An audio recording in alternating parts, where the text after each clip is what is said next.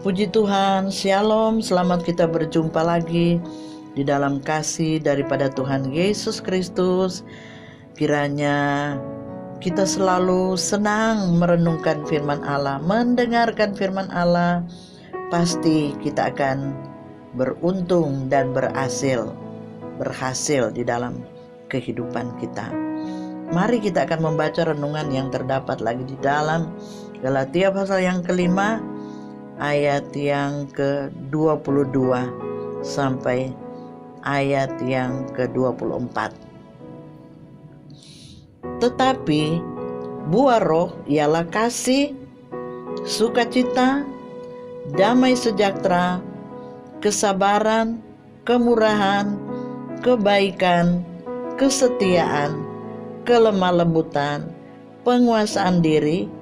Tidak ada hukum yang menentang hal-hal itu. Puji akan nama Tuhan. Kita sudah mendengarkan firman Tuhan, di mana firman Tuhan ini dapat memberikan lagi satu tuntunan, nasihat dalam perjalanan kita sebagai orang-orang yang percaya kepada Tuhan. Saudara yang kami kasih dalam Tuhan, pada waktu kita sudah menerima Yesus sebagai juru selamat, kita sudah dikatakan menjadi anak-anak Tuhan. Kita adalah pengikut-pengikut Kristus. Maka di dalam kehidupan kita, Tuhan ingin agar supaya di dalam kehidupan kita sebagai orang Kristen, sebagai orang yang percaya kepada Tuhan, hidup kita ini harus berbuah. Ya. Hidup kita ini harus berbuah. Dan di dalam ayat yang lain mengatakan bahwa pohon itu dapat dikenal dari buah.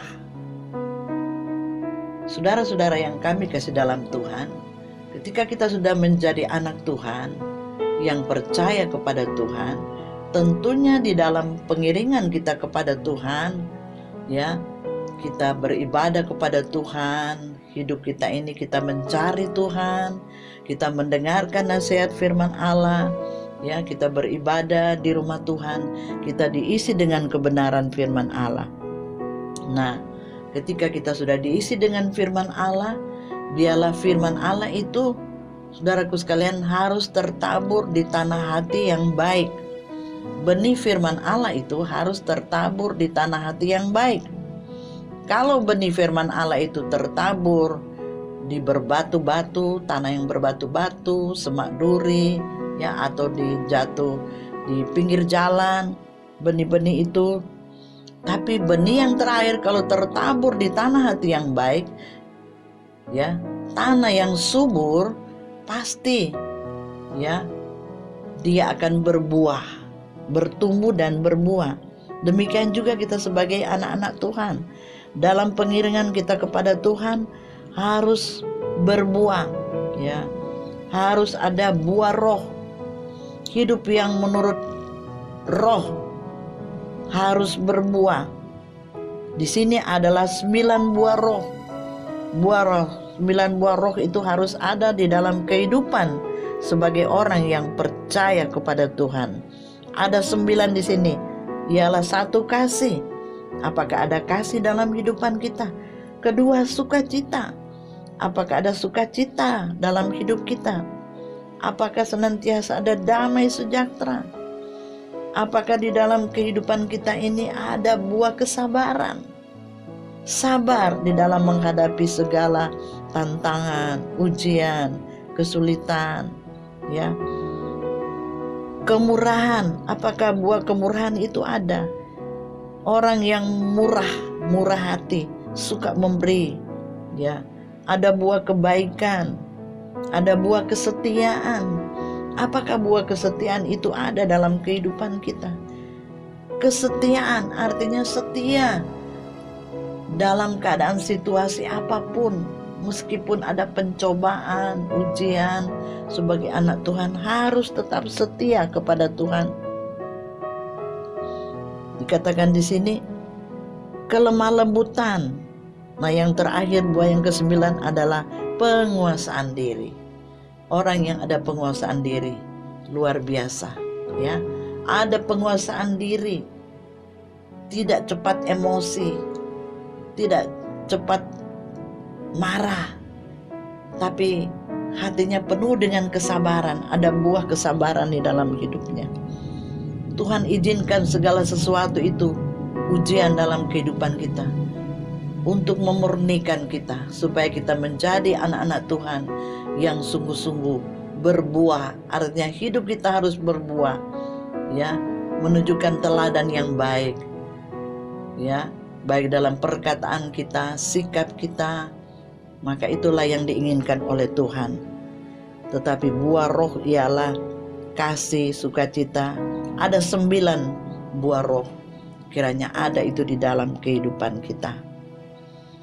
Ayat 24, barang siapa menjadi milik Kristus Yesus, ia telah menyalibkan daging dengan segala hawa nafsu dan keinginannya.